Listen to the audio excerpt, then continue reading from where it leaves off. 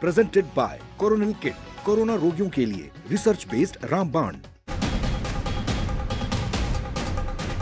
नमस्कार, शाम के 6 बजने को है। आप देख रहे हैं आज तक। मैं हूं आपके साथ चित्रा त्रिपाठी। इस वक्त की सबसे बड़ी खबर यही है कि सोनिया गांधी की अध्यक्षता में 10 जनपद पर आज कांग्रेस की एक अहम बैठक हुई है। इस बैठक में कांग्रेस के नाराज नेता भी शामिल हुए। बैठक में राहुल गांधी को कांग्रेस का नेतृत्व सौंपने की मांग जोर शोर से उठी। बैठक में राहुल गांधी ने कहा है कि उन्हें जो भी जिम्मेदारी मिलेगी वो उसे पूरी निष्ठा के साथ निभाएंगे। राहुल गांधी ये कह रहे हैं कि जो भी जिम्मेदारी मिलेगी उसको पूरी निष्ठा के साथ निभाएंगे, यानी कि हर जिम्मेदारी निभाने को राहुल गांधी एक बार फिर से तैयार हैं। आपको बता दें, इसके पहले हम सब ने देखा था राहुल गांधी की कांग्रेस के अध्यक्ष पद पर ताजपोशी हुई, लेकिन उसके बाद चुनावों में हार का ठीकरा खुद पर लेते हुए उन्होंने पार्टी अध्यक्ष पद छोड़ दिया था और पुरजोर वकालत की थी कि इस बार तो गांधी परिवार से बाहर का व्यक्ति ही अध्यक्ष बनेगा। लेकिन अब पूरे मामले में यू टर्न आता हुआ दिखाई दे रहा है। नाराज नेता भी राहुल के समर्थन में उतर आए हैं, यानी कि कल तक जो नेतृत्व पर लगातार सवाल खड़े कर रहे थे और ये बता रहे थे कि दरअसल कांग्रेस ने इस बात को नियति मान ली है कि अब हार से बाहर वो निकल नहीं सकती, उन्होंने भी राहुल गांधी का यहां पर पक्ष लिया है। चुनाव से लेकिन तय किया जाएगा कि नेता कांग्रेस पार्टी में कौन होगा। नेताओं की भावनाओं का सम्मान है, ये कहा है राहुल गांधी ने। आनंद पटेल हमारे संवाददाता जुड़ चुके हैं ज्यादा जानकारी के साथ। आनंद, क्या इसको इस रूप में भी लिया जा सकता है लौट के राहुल अध्यक्ष पद पर आए? पहले से ही जिस बात के कयास लग रहे थे और रणदीप सुरजेवाला ने भी कहा था 99.9% से ज्यादा कांग्रेस पार्टी के जितने भी कार्यकर्ता या बड़े लीडर हैं वो राहुल गांधी को ही अध्यक्ष पद पर देखना चाहते हैं। क्या यही मंथन से निकलकर सामने आए हैं आज?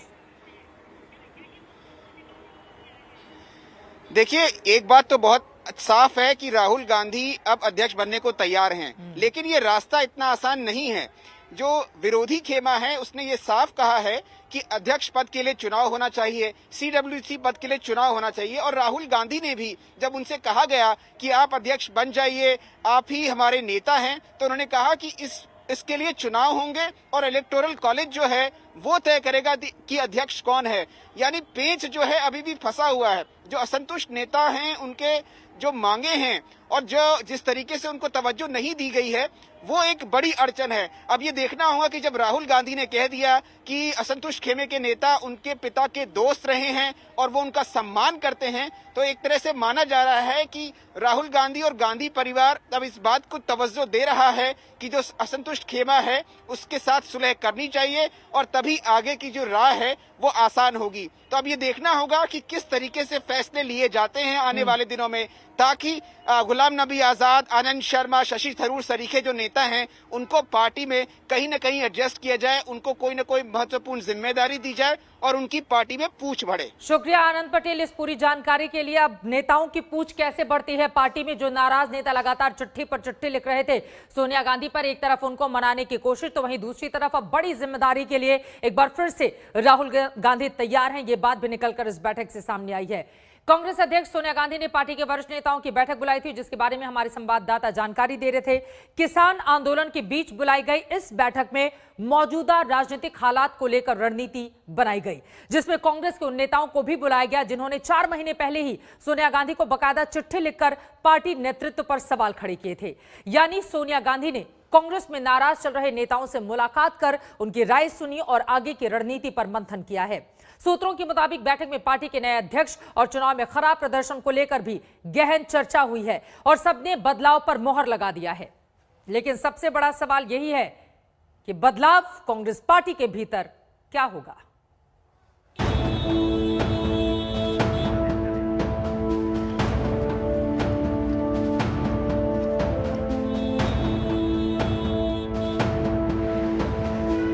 देश की सबसे पुरानी पार्टी, देश में सबसे ज्यादा दिनों तक हुकूमत करने वाली पार्टी अपने नए अध्यक्ष पर मंथन कर रही है। बैठक का एजेंडा कांग्रेस के अंदरूनी कलह पर लगाम लगाना और पार्टी के नए अध्यक्ष पर मंथन करना था। सोनिया गांधी के सरकारी निवास 10 जनपद पर सुबह बैठक शुरू हुई। इसमें राजस्थान के मुख्यमंत्री अशोक गहलोत, महाराष्ट्र के पूर्व मुख्यमंत्री पृथ्वीराज चौहान, पूर्व वित्त मंत्री पी चिदम्बरम, हरियाणा के पूर्व मुख्यमंत्री भूपेंद्र सिंह हुड्डा, अंबिका सोनी, मनीष तिवारी, आनंद शर्मा और कमलनाथ की शिरकत के साथ कई वरिष्ठ नेता मौजूद रहे। बैठक में पूर्व पीएम मनमोहन सिंह और राहुल गांधी भी शामिल हुए। इस बैठक में गुलाम नबी आजाद पर सबकी नजरें टिकी रही। गुलाम नबी आजाद उन 23 नेताओं में शामिल हैं जिन्होंने कांग्रेस में सक्रिय नेतृत्व और व्यापक संगठनात्मक बदलाव की मांग उठाई है। इस बैठक का मुख्य मुद्दा पार्टी अध्यक्ष पद को लेकर है। पार्टी के सामने सवाल ये है कि सोनिया गांधी का उत्तराधिकारी कौन होगा। क्या राहुल दोबारा कमान संभालेंगे या प्रियंका गांधी पर भरोसा जताएगी पार्टी, या फिर अध्यक्ष पद गांधी परिवार के बाहर किसी और के पास जाएगा। जी ने हमको संबोधित किया, राहुल जी ने संबोधित किया, प्रियंका जी ने अपनी बातें कही और ये भी कहा कि शायद पचमढ़ी और शिमला जैसा शिविर आगे चलेगा कोविड के परिस्थिति में देखते हुए, और इस तरह की बैठकें और भी होंगी और चर्चा का दौर जारी रहेगा।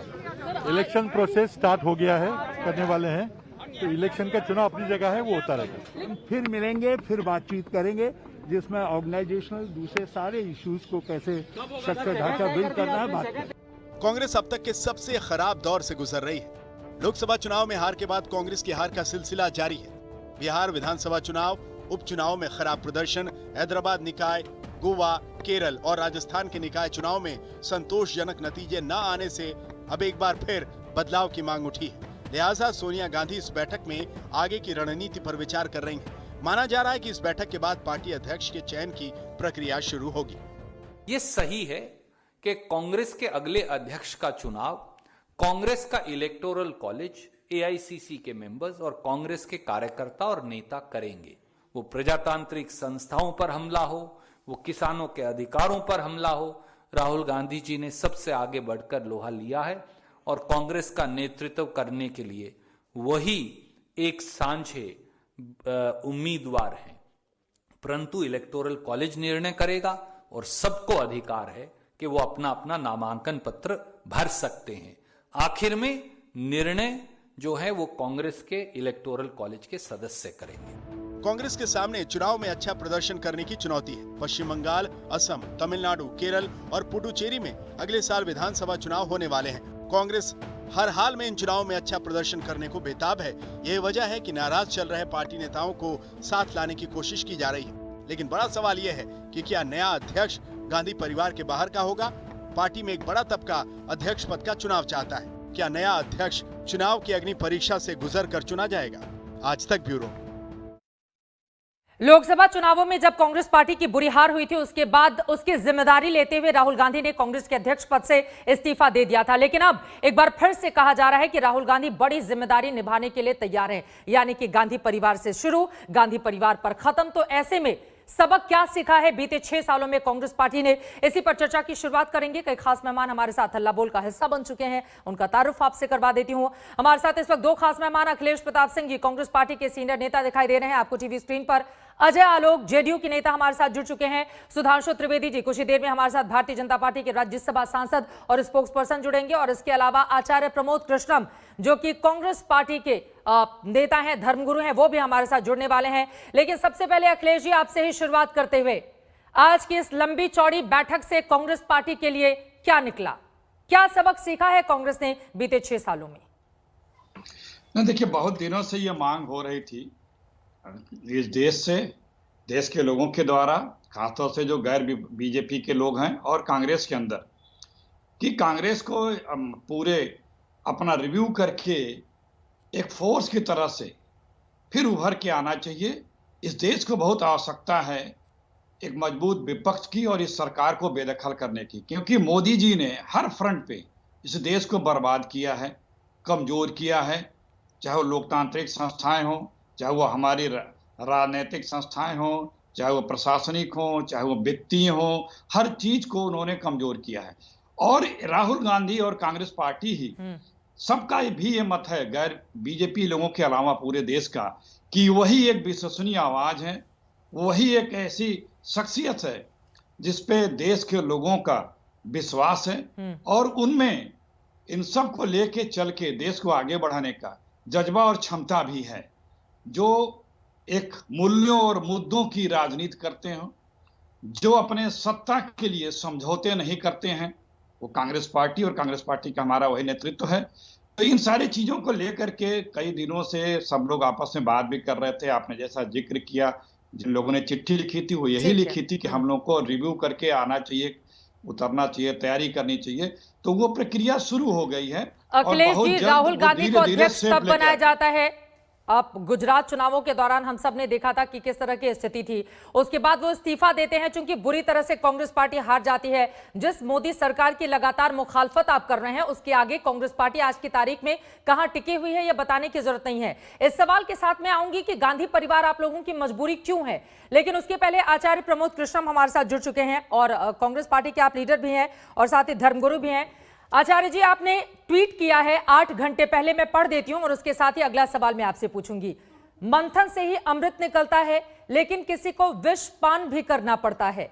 कांग्रेस को बचाना है तो प्रियंका गांधी को अध्यक्ष बनाना है, और कोई रास्ता नहीं है, अन्यथा जन गण मन गाने के लिए तैयार हो जाओ। क्या कहना चाहते थे आप अपने इस ट्वीट के जरिए?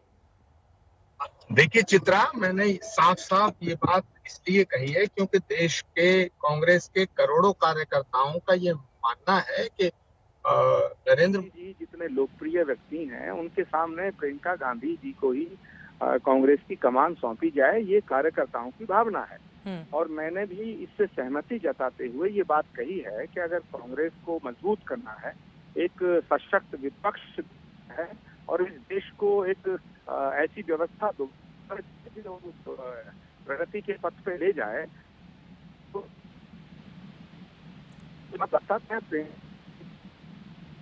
मुझे लग रहा है आचार्य जी आप एक से दूसरी जगह कहीं पर जा रहे हैं, नेटवर्क की दिक्कत आ रही है। आपसे गुजारिश है कि अगर थोड़ी देर रुककर आप बात कर पाए, क्योंकि ये समझना बहुत जरूरी है कि कांग्रेस पार्टी के भीतर से ही प्रियंका गांधी के लिए अलग सुर और राहुल गांधी के लिए अलग सुर क्यों निकलते हैं। मैं चाहूंगी कि आप अपनी जल्दी से एक बार बात पूरी कीजिए। चित्रा जी, मेरी आवाज आपको आ रही है? जी आ रही है, बोलिए। मैं ये कहना चाहता हूँ कि इस देश के कांग्रेस के करोड़ों कार्यकर्ताओं की भावना है कि कांग्रेस का नेतृत्व प्रियंका गांधी संभाले। मैंने ये बात इसीलिए अपने ट्वीट में कही है।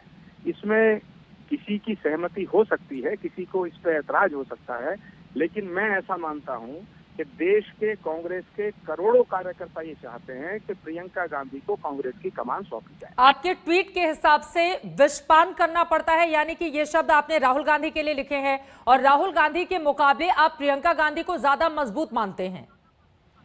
नहीं चित्रा जी, मैंने ये बात बिल्कुल नहीं, मेरी बात का अर्थ ये नहीं लगाना चाहिए कि विषपान में राहुल जी के लिए कह रहा हूँ और राहुल गांधी पॉपुलर नहीं है और प्रियंका गांधी ज्यादा पॉपुलर हैं। ये विषय तो तब खत्म हो गया जब राहुल जी ने खुद अपने आप इस्तीफा सौंपा था। राहुल जी ने तो कह दिया कि मैं अध्यक्ष नहीं बनूंगा। ये उसके बाद की प्रक्रिया है। ये तो 8 घंटे पहले का आपका ट्वीट है, अध्यक्ष नहीं बनूंगा। और राहुल गांधी जी ने आज ही कहा कि मैं बड़ी जिम्मेदारी लेने के लिए तैयार हूँ। नहीं, राहुल जी ने स्वयं कहा कि भाई मैं अध्यक्ष अब नहीं रहूंगा और इसीलिए 1 साल का समय बीता। हमने ये कहाँ कहा है या कौन ये क्या कह रहा है? ये नहीं कह रहा कोई भी कि राहुल गांधी कम लोकप्रिय हैं, प्रियंका गांधी ज्यादा लोकप्रिय हैं। ये आज का आपका 8 घंटे पहले का ट्वीट है प्रमोद कृष्णम जी। चित्रा जी, मैं अपने ट्वीट पे कायम हूँ। तो विषपान किसको करना होगा? ज्यादा लोकप्रिय नेता कांग्रेस में नहीं है, मैंने ये कहा है। विषपान किसको करना होगा? नहीं, जब राहुल जी ने इस्तीफा दिया, मेरी बात को पूरा होने दो, एक तो मैं रास्ते में हूँ। चित्रा जी, जब राहुल गांधी जी ने स्वयं इस्तीफा दिया तो क्या मैं ये कहने का हक नहीं रखता हूँ कि अब राहुल गांधी के बाद कांग्रेस की कमान किसे सौंपी जाए? मेरे जैसे बहुत से कार्यकर्ता हैं जो ये चाहते हैं और ये मानते हैं कि कांग्रेस पार्टी में प्रियंका गांधी से लोकप्रिय कोई और नेता नहीं है। प्रियंका गांधी है जिसमें देश के लोग इंदिरा गांधी की छवि देखते हैं। मैंने ये कहा है। और अगर प्रियंका गांधी कांग्रेस की कमान संभालती हैं तो मतलब चूंकि प्रियंका गांधी में इंदिरा गांधी जैसी छवि दिखती है, इसलिए उनको कमान सौंप देनी चाहिए। कांग्रेस पार्टी के लिए और दूसरी उनकी उपलब्धि कौन सी है प्रमोद जी? नहीं, अभी प्रियंका गांधी को पॉलिटिकली कोई जिम्मेदारी तो सौंपी नहीं गई। अभी तो वो कोई चुनाव भी नहीं लड़ी है। तो मैं ये कहना चाहता हूँ कि प्रियंका गांधी एक ऐसा चेहरा है जिन पर लोगों को यकीन है, जो लोकप्रियता के दृष्टिकोण से इस देश में सर्वाधिक लोकप्रिय हैं। उनसे ज्यादा प्रियंका में बेहतर कौन है? स्वीकार नेता कांग्रेस में कोई नहीं है। राहुल गांधी प्रियंका गांधी में मौजूदा वक्त में, अब चूंकि वो नई जिम्मेदारी संभालने के लिए तैयार है राहुल, तो दोनों में बेहतर कौन है? फिर आप किसको अध्यक्ष पद पर बैठते हुए देखना चाहेंगे? आ रही हूं अखिलेश जी, आप ही के नहीं, सहयोगी हैं, राहुल आप ही के नेता है, सुन लीजिए नहीं, एक बार। पहली बात, राहुल जी ने खुद इस्तीफा दिया था, ठीक है। राहुल जी ने स्वयं ये कहा था कि मैं अध्यक्ष नहीं बनूंगा। अब क्या राहुल जी से ज्यादा कोई और बड़ा नेता है इस कांग्रेस में जो ये कहे कि राहुल जी जो कह रहे हैं वो नहीं होना चाहिए और जो हम चाह रहे हैं वो होना चाहिए? राहुल जी ने स्वयं कहा कि मैं अध्यक्ष नहीं बनूंगा। तो जब राहुल जी ने ये कह दिया तो उसके बाद की बात हो रही है। आप प्रियंका गांधी और राहुल गांधी में डिफरेंसेस पैदा करने का बयान है मेरा, ऐसा प्रस्तुत कर रही हैं। अभी राहुल गांधी ने कहा कि वो नई जिम्मेदारी लेने के लिए तैयार हैं, फिर नहीं तो उन्होंने ये कब कहा है कि वो कांग्रेस की अध्यक्षता स्वीकार कर रहे हैं? नई जिम्मेदारी तो और भी बहुत हो सकती है। राहुल जी ने खुद ये कहा था कि मैं अध्यक्ष नहीं बनूंगा। उसके बाद ही ये कवायद शुरू हुई, उसके बाद ही लगभग 2-3 महीने तक ये सिलसिला चलता रहा कि राहुल जी से लोग रिक्वेस्ट करते रहे कि वो अध्यक्षता स्वीकार कर लें, लेकिन उन्होंने नहीं की। फिर उसके बाद सोनिया जी को अंतरिम अध्यक्ष बनाया गया। उसके बाद फिर 23 लोगों ने चिट्ठी लिखी। तो प्रश्न ये पैदा होता है, राहुल जी अगर अध्यक्ष बनना चाहते थे या बनना चाहते हैं तो वो इस्तीफा क्यों देते? उन्होंने तो साफ कहा कि मैं अध्यक्ष नहीं बनूंगा। उसके बाद कांग्रेस पार्टी की जिम्मेदारी बनती है कि नया अध्यक्ष कांग्रेस को दिया जाए। ठीक है, एक बार जल्दी से अखिलेश जी की इस पर मैं टिप्पणी ले लेती हूं जो राहुल गांधी को अध्यक्ष बनाने के लिए बेकरार है। सुधांशु त्रिवेदी जी भी हमारे साथ जुड़ चुके हैं। अजय आलोक जी, मैं फौरन आपके पास आऊंगी। देखिए, वो चाहते हैं प्रियंका गांधी सबसे ज्यादा लोकप्रिय है और नरेंद्र मोदी के मुकाबले अगर किसी पॉपुलर चेहरे को आगे करना है तो वो प्रियंका गांधी हो सकती हैं। ऐसे में राहुल गांधी को पीछे कर दिया जाए, यही बात समझ में आई है। अखिलेश जी, देखिए, कांग्रेस पार्टी में तो विचारों की प्राथमिकता होती है। हर किसी को विचार व्यक्त करने का अधिकार है। ये बीजेपी नहीं है कि संघ कार्यालय से एक लिस्ट नाम आ जाएगा और उसी को बना दिया जाएगा। यहाँ एक संघ अध्यक्ष का एक प्रक्रिया है, चुनाव होता है और उस चुनाव में वोटिंग होती है और चुनाव में हर बार गांधी परिवार से ही अध्यक्ष बनता है। ये बहुत अच्छा है। वोटिंग से होता है जनाब। हाँ, वोटिंग से होता है। बाकायदे यहाँ पे बक्से रख के चुनाव हुए सोनिया गांधी जब थी तो, और उसके पहले भी संघ परिवार से सूची नहीं आती है। और हमारे यहाँ डिस्कशन भी होता है, कहीं और बीजेपी में डिस्कशन भी नहीं हो सकता है। ये अंतर है। यहाँ पे लोकतंत्र है, यही निकल कर आता है ना कि 99.9% लोग राहुल गांधी को चाहते हैं कि वही अध्यक्ष बने। ये अरे भाई, एक की अभिव्यक्ति वो है, अभी एक दूसरे की अभिव्यक्ति आप सुना रही हैं। सबको सबकी आजादी है, सबका स्वागत है। जिसको लड़ना होगा वो पर्चा भरेगा, वोट होगा। कन्वेंसिंग करने आते हैं प्रदेश अध्यक्ष लोग, उन प्रत्याशियों को इलेक्टोरेट से मिलाते हैं, हमारे यहाँ मीटिंगें करते हैं, वो कन्विंस करते हैं, बाकायदा फिर वोट पड़ता है। 15 दिन का टाइम दिया जाता है। अगर दो कैंडिडेट औपचारिकता निभाना भी कहा जा सकता है ना अखिलेश जी। आप ही के नेता है कपिल सिब्बल, कहते हैं सीडब्ल्यूसी में नॉमिनेटेड लोग होते हैं, सबसे पहले तो उसको लोकतांत्रिक बनाया जाए। ठीक है, आप ही के नेता है पी चिदम्बरम, जिन्होंने कांग्रेस पार्टी को लेकर बहुत सारे बीते दिनों सवाल खड़े किए थे। तो आपको कुछ पता नहीं है जो प्रेस नोट दे दिया? मुझे पता नहीं है, इसीलिए आपको मेहमान के तौर पर बुलाया है ताकि आप मेरे ज्ञान में वृद्धि कर पाए, इसीलिए पूछ रही हूँ। हाँ, सुनिए, इसके देखिए, हमारे यहाँ बाकायदे वोट पड़ता है और वर्किंग कमेटी 50% इलेक्टेड होती है, 50% ही नॉमिनेटेड होती है, ये जान लीजिए। और अगर 2 कैंडिडेट हो गए तो वोट पड़ता, बाकायदे बक्सा रख के पड़ता है। आप याद करिए, सोनिया जी चुनाव लड़ी थी, जितेंद्र प्रसाद, शरद पवार और राजेश पायलट जी, ये लोग बाकायदे वोट लड़े थे। वोट पड़ा था इन लोगों के लिए और पहले भी पड़ता रहा है। और जो जीतता है, अगर 2 प्रत्याशी हो तो अभी भी उसका प्रक्रिया पूरी होगी, जो लड़ना चाहेगा लड़ेगा।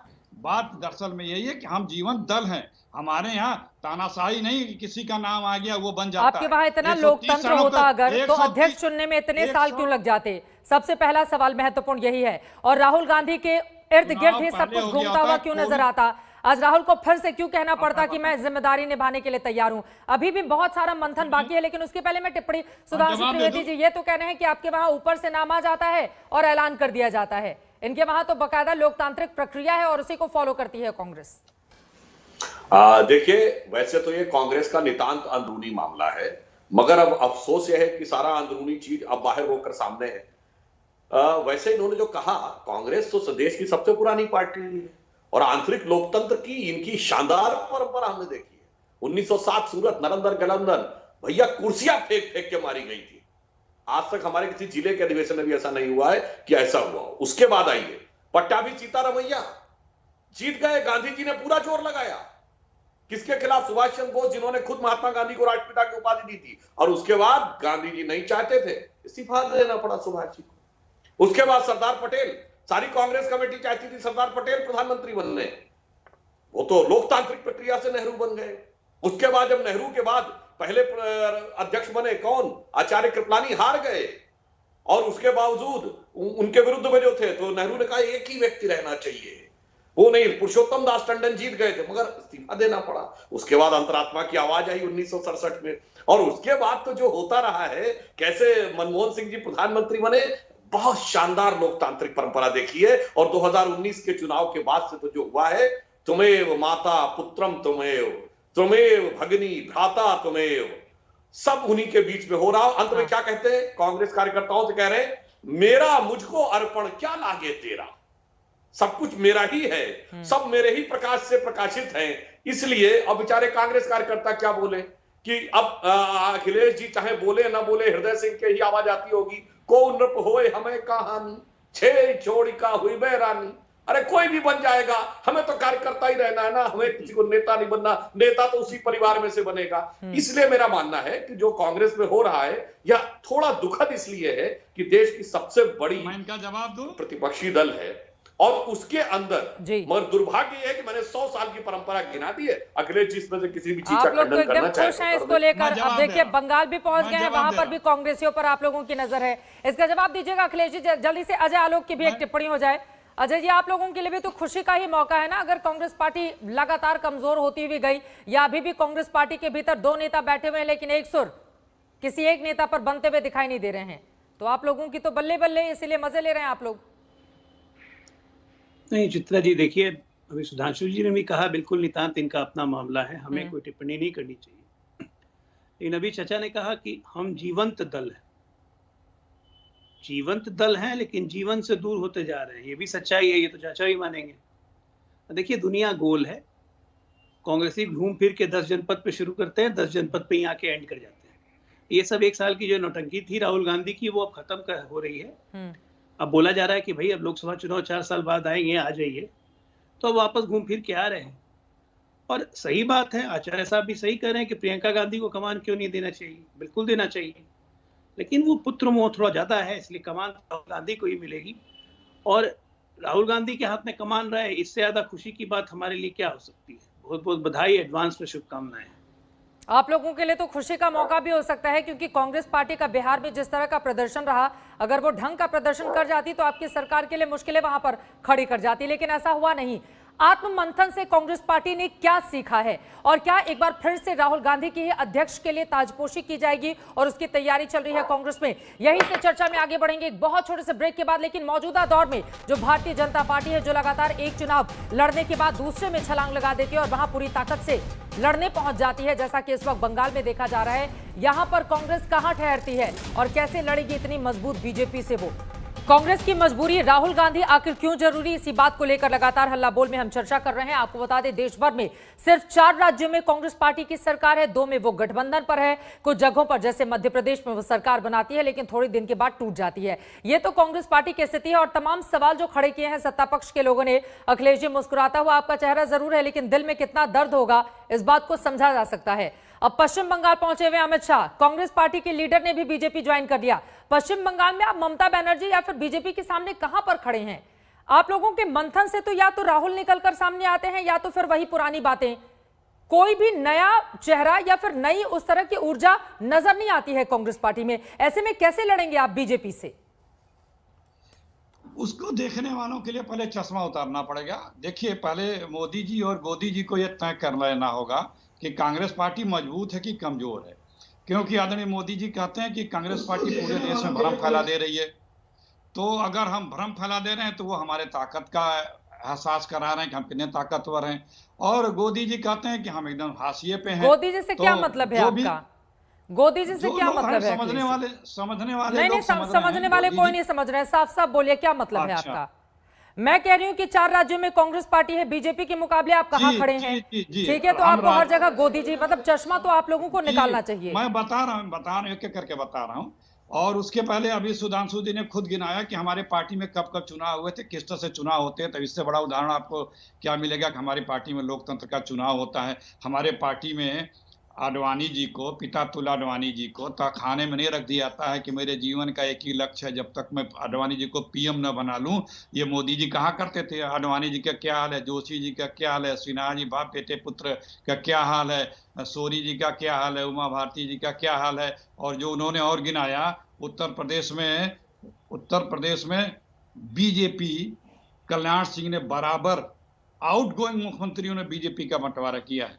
वो यूपी में कल्याण सिंह, दिल्ली में मदन लाल खुराना, उत्तराखंड में कोश्यारी जी, एमपी में उमा भारती जी, गुजरात में केशुभाई पटेल और अखिलेश जी, मैं दूसरे किसी का नाम ही नहीं लूंगी, मैं किसी का नाम ही नहीं लूंगी। आप तो उत्तर प्रदेश के कांग्रेस के बड़े लीडर है ना, का 80 सीटें हैं लोकसभा की, कितने सांसद? एक, वो भी तब जब समाजवादी पार्टी और बीएसपी वहां से रायबरेली से चुनाव नहीं लड़ती है। अभी जो हाल ही में वहां पर चुनाव संपन्न हुए, उपचुनाव में आपको 2% वोट मिला है। आपके कितने 403 विधानसभा में आपके 7 विधायक हैं और आप गिना रहे हैं कि उनके मुख्यमंत्री कैसे बने। सारी नजर आपकी बीजेपी पर है, यही आपकी सबसे बड़ी दिक्कत है।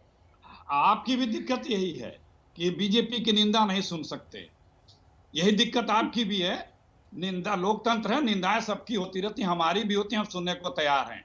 बात दरअसल में ये है कि अभी आप मध्य प्रदेश और कर्नाटक गिना रहे थे, वहां लूट करके सरकारें नहीं बनाई गई हैं। हम सत्ता के बल पे सरकारें लूटते नहीं है। जनादेश मिलता है तो सम्मान करते हैं, विपक्ष में बैठने को मिलता है तो उसका सम्मान करते हैं। बिल्कुल, जैसा कि महाराष्ट्र में आप लोग कर रहे हैं।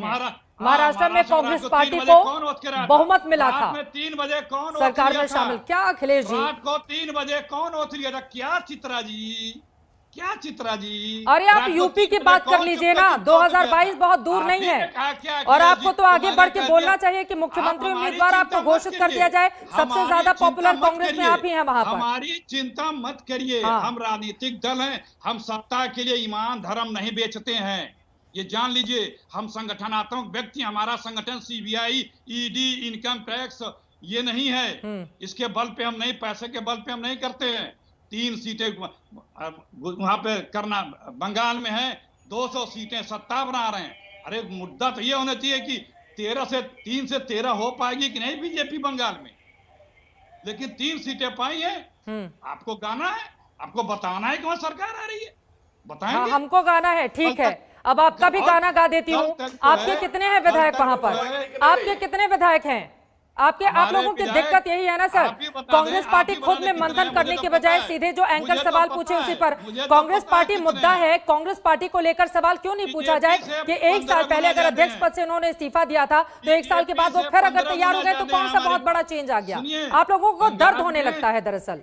अखिलेश जी, कांग्रेस पार्टी से सवाल नहीं पूछा जाए, दर्द होने लगता है। अभी तो कांग्रेस पार्टी मुद्दा है ना, या बीजेपी मुद्दा है? स्वागत है। देखिए चित्रा जी, एकदम स्वागत है। मुझे दर्द नहीं होता, हम कांग्रेसी हूँ, क्योंकि हम राजनीतिक दल हैं। हमारी निंदा होगी, हम निंदक को नियरे रखते हैं, उसे सबक लेते हैं, सीखते हैं, लेकिन हम अपना ईमान धर्म नहीं बेचते हैं। बंगाल में बीजेपी से 15 गुना ज्यादा सीटें कांग्रेस के विधायक हैं। कितनी पूछ रही हूँ, कितनी? लेफ्ट के साथ मिलकर चुनाव लड़ा था, कितनी सीटें? अरे इतनी हमने बता दिया, 15 गुना ज्यादा हैं। हम पूछ रही हूँ कितनी सर? अब 3 से 15 गुना ज्यादा कितनी? 47? सीधे बोलिए ना आप, सीधे बोलिए। 294 में से अगर आप 47 पाकर खुश हो रहे हैं तो फिर ये आप ही को मुबारक। और इसका जवाब मैं ले लेती हूँ, ठीक है। 3 वाले सरकार बनाने आ रहे हैं। हाँ। 3 वाले और 2019 सरकार बना दे रहे हैं। अखिलेश जी, 2019 आप भूल रहे हैं। आप बनावे, हमें कोई आपत्ति नहीं है, ठीक है, किसी की कोई आपत्ति नहीं है। लेकिन बात यह है कि हम निंदा भी सहते हैं। हमारे यहाँ बीजेपी में नहीं है कि कोई बोल नहीं सकता। बीजेपी के सारे एमपी, एमएलए, मिनिस्टर साफ साफ कह रहे हैं, चिट्ठी भेज रहे हैं कि कृषि बिल बेकार है।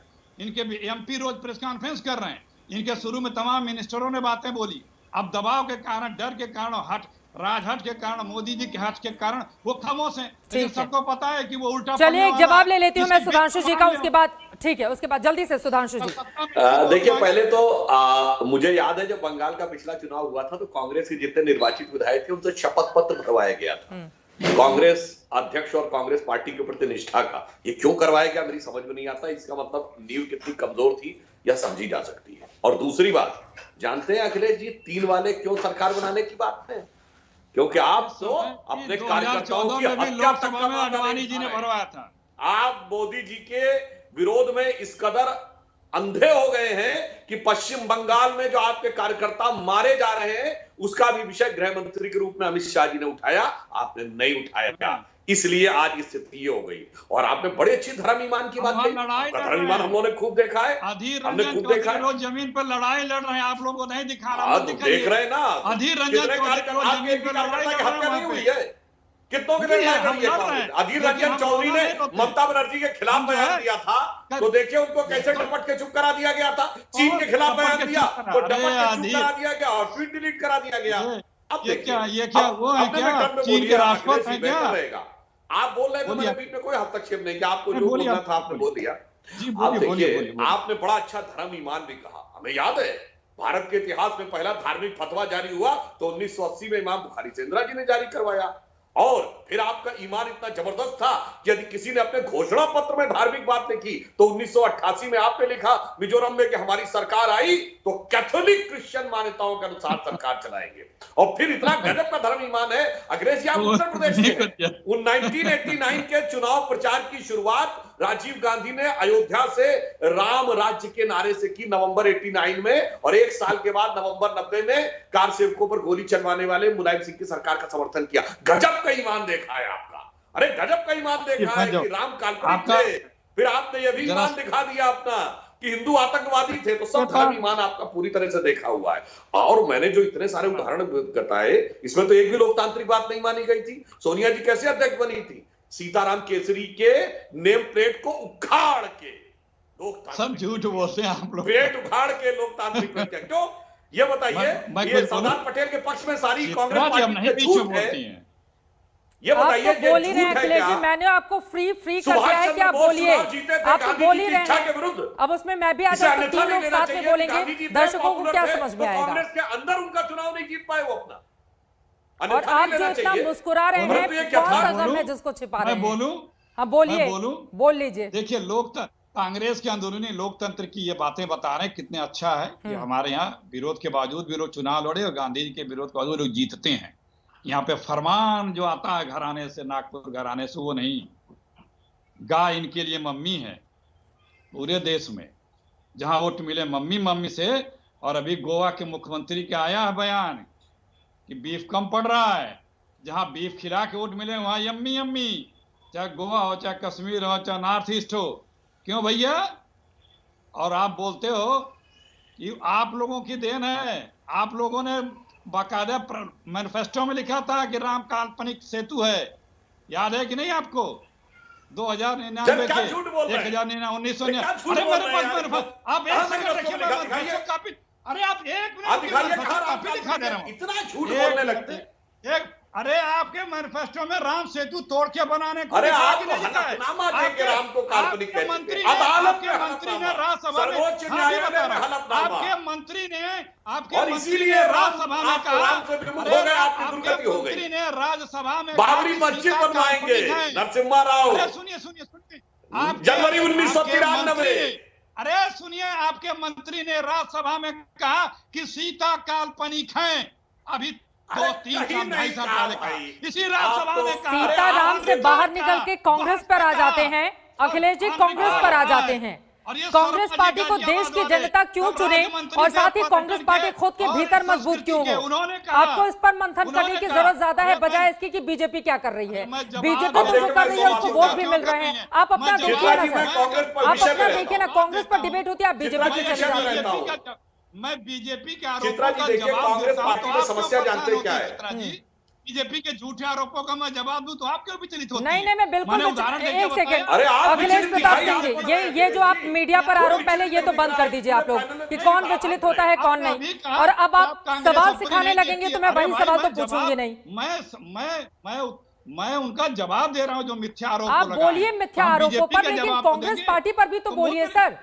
कांग्रेस पार्टी बीजेपी के मुकाबले कैसे? हम सब चाहते हैं कि कांग्रेस मजबूत बने ताकि मजबूत विपक्ष आ पाए सामने। सुनिए, लेकिन आप लोग खुद ही फेरबदल करने के लिए तैयार नहीं है। आप लोग चिंता मत करिए, ये कांग्रेस पार्टी ने ऐसे उतार चढ़ाव बहुत देखे। 70 सालों में पहली बार मौका मिला है ना बीजेपी को, फिर 70 सालों के लिए जा रहे हैं। झूठ बोल के सत्ता में आए और झूठ बोल के सत्ता में बने हुए हैं। इस देश को दीमक की तरह से चाल गए हैं मोदी जी इकोनॉमिकली।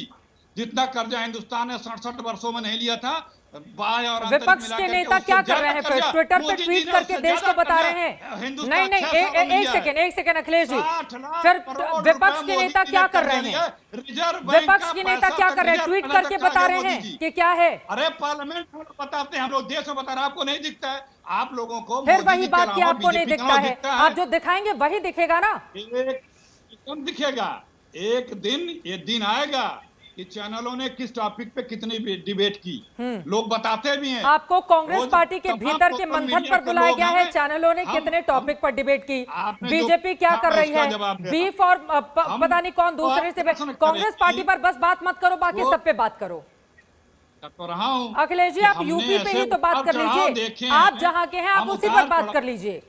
यूपी में आप भी यहीं की हैं। यूपी में विपक्ष कौन दिखता है पिछले 4 सालों से? आप बता दें, आपको खुद एहसास होगा।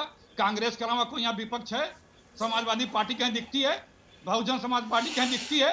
हम ही लड़ाई लड़े हैं, कांग्रेस पार्टी, चाहे राहुल जी, चाहे सोनिया, प्रियंका जी हो, चाहे यूपी के कांग्रेस के लोग हैं।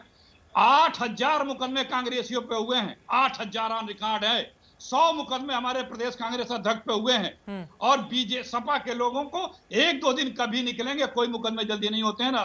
मायावती जी तो कहाँ है पत्नी। हम विपक्ष की लड़ाई लड़ रहे हैं, सड़क से लेकर सदन तक। हम लाठी खाते हैं, हम बंद होते हैं, हम जेल जाते हैं। हमारे साथ पूरी लड़ाई जनता हमसे उम्मीद लगाए बैठी, हम उसकी जनता की लड़ाई लड़ रहे हैं। अब आप बताइए, आप भी यूपी के हैं, है कोई हमारे विपक्ष की भूमिका में हमसे बेहतर? हम ही लड़ रहे हैं। एक लाइन में जवाब दे दीजिए जल्दी से सुधांशु जी, जल्दी से। एक ये सब कुछ करते हैं, उसके बाद बाई इलेक्शन में 2% वोट पाते हैं। आपको पता है 4% से कम पे जमानत जब्त हो जाती है। यानी आप ये बताइए कितनी सीटों में जमानत जब्त कराई।